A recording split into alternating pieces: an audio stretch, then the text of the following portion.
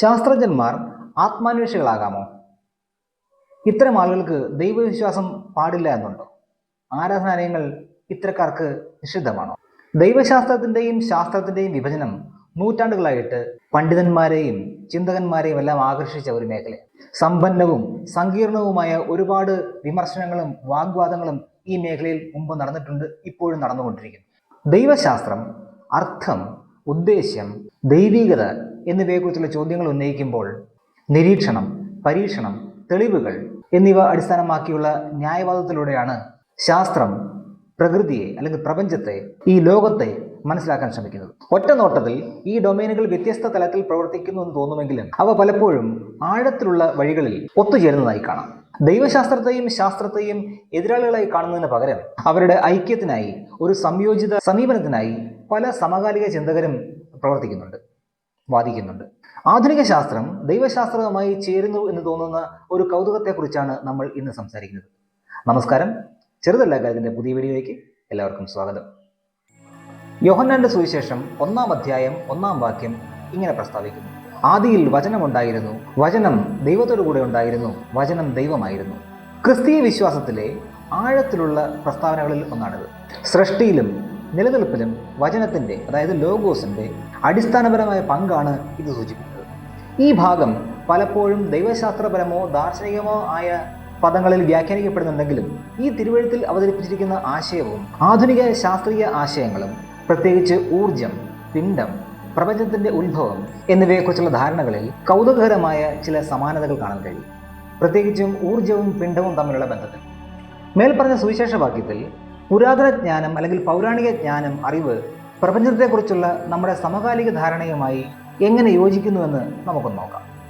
ഇത് ബൈബിളിൽ അല്ലെങ്കിൽ ക്രിസ്തീയ വിശ്വാസത്തിൽ മാത്രമുള്ള ഒരു സംഗതിയല്ല കേട്ടോ. പല മതങ്ങളും അല്ലെങ്കിൽ ആത്മീയ പാരമ്പര്യങ്ങളും ലോകത്തിൻ്റെ അല്ലെങ്കിൽ പ്രപഞ്ചത്തിൻ്റെ സൃഷ്ടിക്ക് പ്രത്യേക ശബ്ദങ്ങളോ വൈബ്രേഷനുകളോ ഉത്തരവാദികളാണെന്ന് പ്രസ്താവിക്കുന്നുണ്ട്. ഏറ്റവും അറിയപ്പെടുന്ന ഉദാഹരണം ഓം എന്ന ശബ്ദമാണ്. പ്രപഞ്ചം സൃഷ്ടിക്കപ്പെട്ട ആദിമ ശബ്ദമാണ് ഓം എന്ന് ഹിന്ദുമതം പഠിപ്പിക്കുന്നു. അത് ആത്യന്തിക യാഥാർത്ഥ്യത്തിൻ്റെയോ ബോധത്തിൻ്റെയോ സത്തയെ പ്രകീർത്തിക്കുന്നു. ഭൂതകാലം, വർത്തമാനം, ഭാവി, അതിനപ്പുറത്തുള്ളതെല്ലാം ഉൾക്കൊള്ളുന്നതാണ് ഓം എന്ന് മാണ്ഡൂക്യ ഉപനിഷത്ത് പഠിപ്പിക്കുന്നു. സൃഷ്ടിപരമായ ശക്തി എന്ന നിലയിൽ സംസാരിക്കുന്ന വാക്കിൻ്റെ ശക്തിയെ ഊന്നി പറഞ്ഞുകൊണ്ട് വെളിച്ചമുണ്ടാകട്ടെ എന്ന വാക്യത്തോടെയാണ് ദൈവം പ്രപഞ്ചത്തെ സൃഷ്ടിച്ചതെന്ന് ബൈബിളിൽ ഉൽപ്പത്തി പുസ്തകം പറയും. സൃഷ്ടിയുടെ കാരണമായി ഒരു ആദിമ ശബ്ദത്തെ പറ്റി പ്രത്യേകമായി പരാമർശിക്കുന്നില്ലെങ്കിലും ആകുക എന്നർത്ഥം വരുന്ന കുൻ എന്ന അല്ലാഹുവിൻ്റെ കൽപ്പനയിലൂടെയാണ് പ്രപഞ്ചം സൃഷ്ടിക്കപ്പെട്ടതെന്നും നിലവിൽ വന്നതെന്നും ഇസ്ലാം മതം പറയുന്നു. പ്രപഞ്ചത്തിൻ്റെ സൃഷ്ടിയുമായി നേരിട്ട് ബന്ധമില്ലെങ്കിലും ചില ബുദ്ധമത പാരമ്പര്യങ്ങൾ സൃഷ്ടി, അനുകമ്പ, ജീവന്റെ പ്രകമ്പനം എന്നിവയുമായി ബന്ധപ്പെട്ട ഓം മണിപത്മേഹം എന്നുപോലെയുള്ള സാർവത്രികമായ ശബ്ദങ്ങളെക്കുറിച്ചോ മന്ത്രങ്ങളെക്കുറിച്ചോ സംസാരിക്കുന്നു.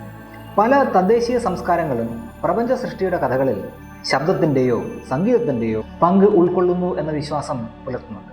ഉദാഹരണത്തിന്, ചില തദ്ദേശീയ അമേരിക്കൻ ഗോത്രങ്ങൾക്ക് ലോകം സൃഷ്ടിക്കുന്നതിനുള്ള മാർഗമായി പാടുകയോ മന്ത്രം ചൊല്ലുകയോ ചെയ്യുന്ന സൃഷ്ടിപരമായ കഥകളുണ്ട്.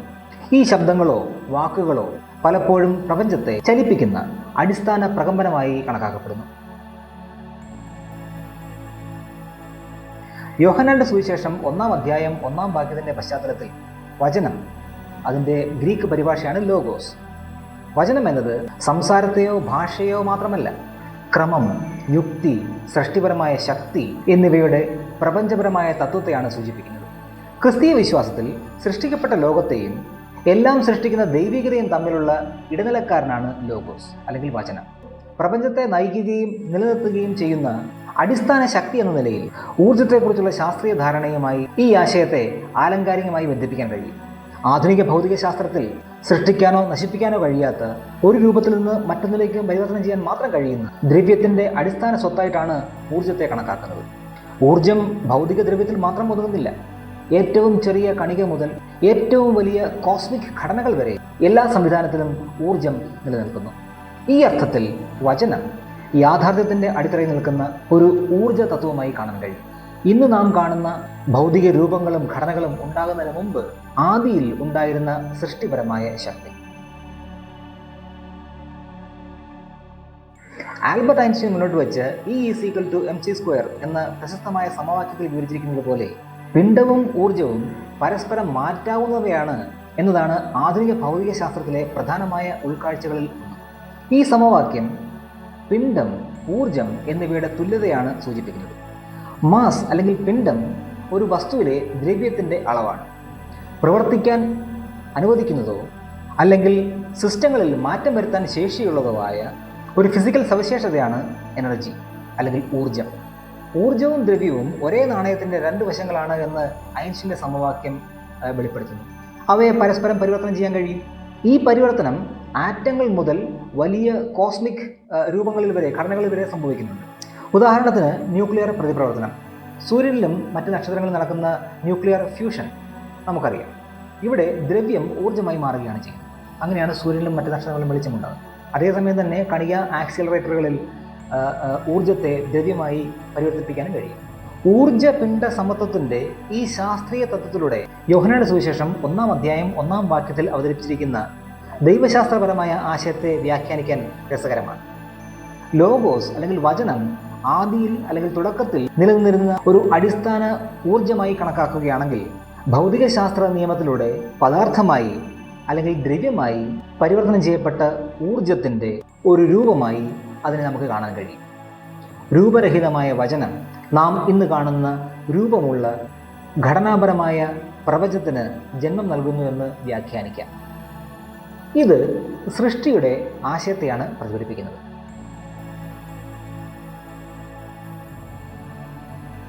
ആദിയിൽ എന്ന് യോഹന്നാൻ പ്രസ്താവിക്കുമ്പോൾ അദ്ദേഹം പ്രപഞ്ചത്തിൻ്റെ സൃഷ്ടിയെയാണ് സൂചിപ്പിക്കുന്നത് എന്ന് മനസ്സിലാക്കാം. ആധുനിക പ്രപഞ്ചശാസ്ത്രത്തിൽ ബിഗ് ബാങ് സിദ്ധാന്തം പ്രപഞ്ചത്തിൻ്റെ ഉത്ഭവത്തെ അനന്തമായ സാന്ദ്രതയുടെയും ഊർജത്തിൻ്റെയും ഒരു ബിന്ദുവായി വിവരിക്കുന്നു. ഈ സിദ്ധാന്തം അനുസരിച്ച് ഏകദേശം 13.8 ബില്യൺ വർഷങ്ങൾക്ക് മുമ്പ് പ്രപഞ്ചം വളരെ ഊർജ്ജസ്വലമായ ഈ അവസ്ഥയിൽ നിന്നും ആരംഭിച്ച് അതിവേഗം വികസിക്കുകയും തണുത്ത് ദ്രവ്യങ്ങളും ഘടനകളും രൂപപ്പെടുകയും ചെയ്തു. പ്രപഞ്ചത്തിൻ്റെ തുടക്കത്തിൽ ഇന്ന് നമ്മൾ കാണുന്നത് പോലെ വ്യക്തമായ വ്യതിരിക്തമായ ദ്രവ്യമുണ്ടായിരുന്നില്ല. പകരം വളരെ ചൂടുള്ളതും സാന്ദ്രതയുള്ളതുമായ ഊർജത്തിൻ്റെ ഒരു സൂപ്പ് ഉണ്ടായിരുന്നു. കാലക്രമേണ ഈ ഊർജം കണങ്ങൾ, ആറ്റങ്ങൾ, ഒടുവിൽ നക്ഷത്രങ്ങൾ, താരാപഥങ്ങൾ എന്നിവയായി ചുരുങ്ങി.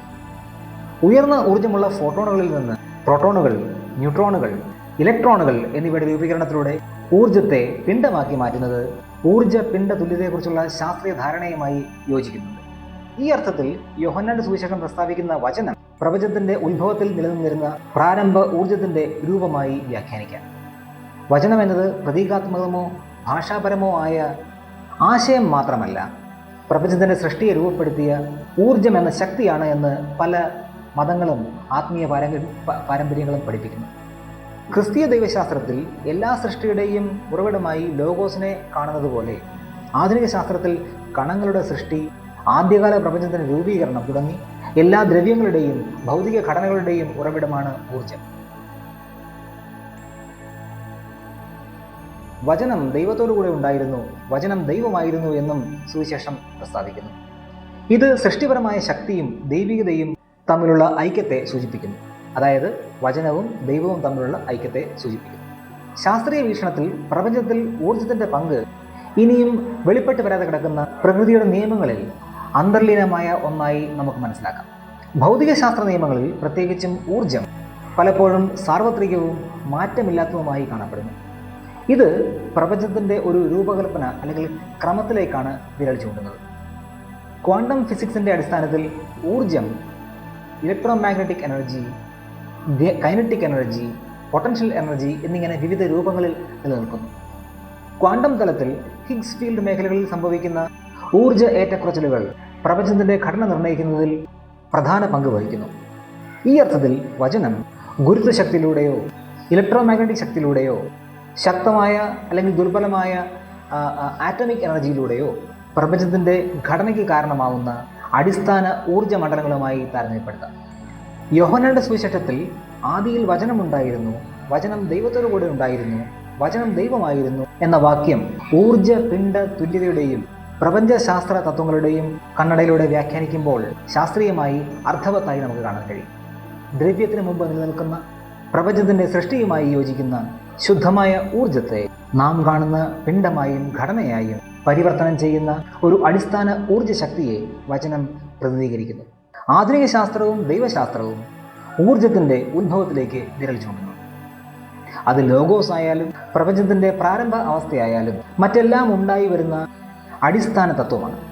ഊർജത്തിന് ദ്രവ്യമായി പരിവർത്തനം ചെയ്യാൻ കഴിയും എന്ന ആശയം ലോഗോസ് എല്ലാ സൃഷ്ടികളുടെയും ഉറവിടവും പദാർത്ഥവുമാണെന്ന ധാരണയ്ക്ക് സമാന്തരമാണ്. അതിനാൽ ദൈവശാസ്ത്രപരവും ശാസ്ത്രീയവുമായ കാഴ്ചപ്പാടുകൾ ഒരുമിച്ച് പരിഗണിക്കുമ്പോൾ ഇവ രണ്ടും അസ്തിത്വത്തിൻ്റെ സ്വഭാവത്തെക്കുറിച്ചുള്ള അഗാധമായ സത്യത്തിൽ ഒരുമിക്കുന്നതായിട്ട് നമുക്ക് കാണാം. ദൈവശാസ്ത്രവും ആധുനിക ശാസ്ത്രവും അവരുടെ സമീപനങ്ങളിൽ വ്യത്യസ്തമാണെങ്കിലും അന്തർലീനമായി വൈരുദ്ധ്യത്തിലല്ല എന്ന് തെളിയിക്കും. പകരം പ്രപഞ്ചത്തിലെയും അതിനുള്ളിലെ നമ്മുടെ സ്ഥാനത്തെയും മനസ്സിലാക്കാനുള്ള മനുഷ്യരാശിയുടെ അന്വേഷണത്തിൽ അവ പരസ്പര പൂരകങ്ങളാണ്. പ്രപഞ്ചത്തിൻ്റെ മെക്കാനിക്സ് എന്താണെന്ന് അന്വേഷിക്കാനുള്ള ഒരു ഉപകരണമാണ് ആധുനിക ശാസ്ത്രം. ശാസ്ത്രം പ്രകൃതിയുടെ സങ്കീർണതകളും നിയമങ്ങളും നമുക്ക് വെളിപ്പെടുത്തി തരുന്നു. അതേസമയം ദൈവശാസ്ത്രം അനുഭവപരമായ നിരീക്ഷണത്തിന് അതീതമായി അർത്ഥം, ഉദ്ദേശ്യം എന്നീ നിഗൂഢതകൾ വ്യാഖ്യാനിക്കാൻ നമ്മളെ സഹായിക്കുന്നു. പരസ്പര സഹകരണത്തിലൂടെ ദൈവശാസ്ത്രവും ആധുനിക ശാസ്ത്രവും കൂടുതൽ ആഴത്തിൽ ചിന്തിക്കാൻ പരസ്പരം വെല്ലുവിളിക്കുകയും താഴ്മയെ പ്രോത്സാഹിപ്പിക്കുകയുമാണ് ചെയ്യുന്നത്.